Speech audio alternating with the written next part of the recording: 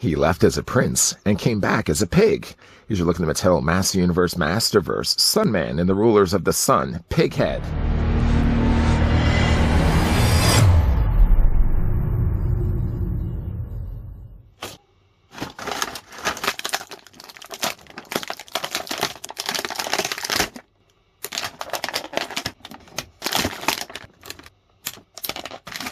The rulers of the sun punished Prince Zigor of House Shadows for his cruelty, banished him to the shadows, and transformed him into Pighead, half man, half pig. Now he has one goal: steal the energy from the first sun so that he can harness the power and rule the galaxy. Only one man stands in his way: Sunman. While this little piggy goes to the shadows, I'm going to stay home, and I'm going to grab my tape measure and see how tall the figure stands. I'll also as well bring in a couple of the other Masterverse figures that we've looked at lately here on this channel for comparisons.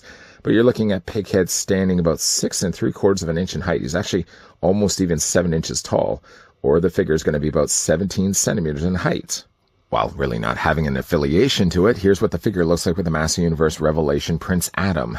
Prince Adam apparently thinks it's quite funny. Here's what the figure as well looks like with the recently looked at Clamp Champ. And seeing, of course, we are looking at a taller version of him, I did also want to bring in the original Sunman. Well, let me say that. It's not the original version. It's a Master Universe Origins version of Sunman's Pighead, based on the original vintage toy. What you'll see soon are similar accessories shared with this one and the original Master Universe Origins Pighead, when we get down to looking at those, though, in a moment. First, the figure comes included with 2 interchangeable hands. They're not identical. One is actually clearly a gripping hand, while the other one is a close-fisted hand. He has right now a hand more suitable for holding the shield, but if you wanted to, you can swap it out for this hand instead. And of course, he comes with a closed fist. I'm not probably going to be using that at all. The figure also comes included with a shield. Now, the shield is similar, and though slightly different from the original one that we got. This was the first Origins Pighead that we did get from before. It does use pink and it does use blue, but it uses 2 versions of that, a much darker pink and a much more metallic blue. It's very similar, but you can see how they've upped the ante when it comes to the sculpting and the paint applications as well. It's a nice looking shield. This can only fit on this hand just because, again, like it's a relaxed hand. You could, I suppose, have him gripping around this way, but obviously it's going to make a little more sense that having the hand slid through it. As you can see, it holsters nicely on the little provided strap. Well, as of course he's doing that, the figure as well comes included with a ball and chain. The ball and chain happens to, again, be similar to the one that we got with the original Pighead, though this time around they've actually used a translucent blue plastic. A little more softer. I would be a little bit more worrisome, especially when it comes to the links of the chain. You can see how very little of it actually attaches together. Bending this too much, I would imagine, start to develop stress marks, and most likely will result in fracturing of the plastic. Just be a little bit careful of that. The figure also comes included with something that wasn't packed along with the original vintage or the original Sunman Pighead. That's the included eel. I think it's an eel, judging by the way it's designed. It could very well also be a little tiny dragon as well. It's using a very soft plastic. It's not quite the same kind of plastic that they use for the shield nor for the ball and chain, but it's one that can actually have, if you wanted to, you can have this just, well, let's just first of all take the shield out of his hand. If you wanted to, you just simply wrap this around his arm. The picture on the back of the box, actually on the side of the box, does a little bit better than what I'm doing right now, but you can kind of just wrap this around his body and have the figure displayed with that.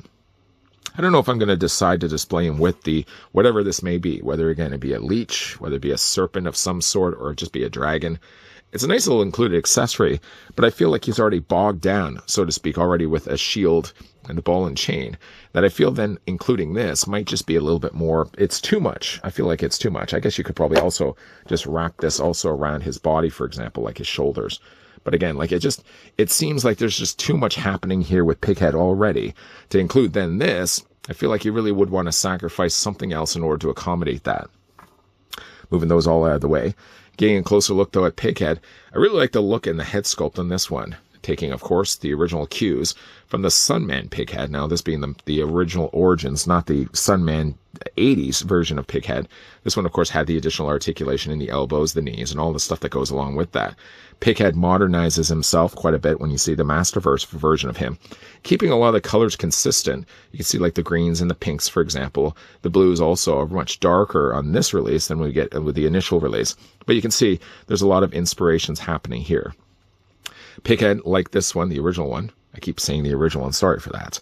The tusks on the side, you can see there's 2 on one, and then there's one long one sticking out the other side. Pighead here also has this as well, but instead of it sticking out sideways, it actually has it angled down. I wish it was actually turned out this way, just because it gets very close in quarters when it comes to his helmet. You can see the other tusks, those sticking out the other side, look really good here in Pigman. A Pighead. I keep wanting to call him Pigman. Here's one problem I have with the figure. It's not the head sculpt, nor is it really the rest of the body. It's the shoulder pads that he has. These shoulder pads, if you don't have them far enough onto the biceps, you'll see right now how far I have them already up. If you have them any lower, they don't sit tight enough on the figure. I kept finding myself hoisting these back up onto his arms until realizing you really have to hike them all the way up onto his biceps, and then they'll stay properly in place. They'll stay also as well in place when you're starting to move the figure around. Although when you bring them out, for example, at 90 degrees, those arms start to then loosen this piece.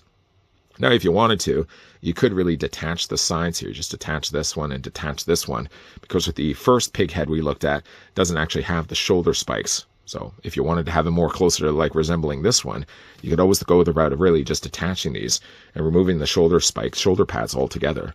I think it adds a lot more look to the character, and it also complements the coloring that they've used for not only his hands, but also his torso armor and his helmet as well. So I'm going to keep him, even though they're really nuisances and they're always getting in the way. One thing that's also interesting is the way they've actually modernized the gauntlets that he has. The original gauntlets, as you can see on the first Pighead, had tiny little spikes, almost even unnoticeable.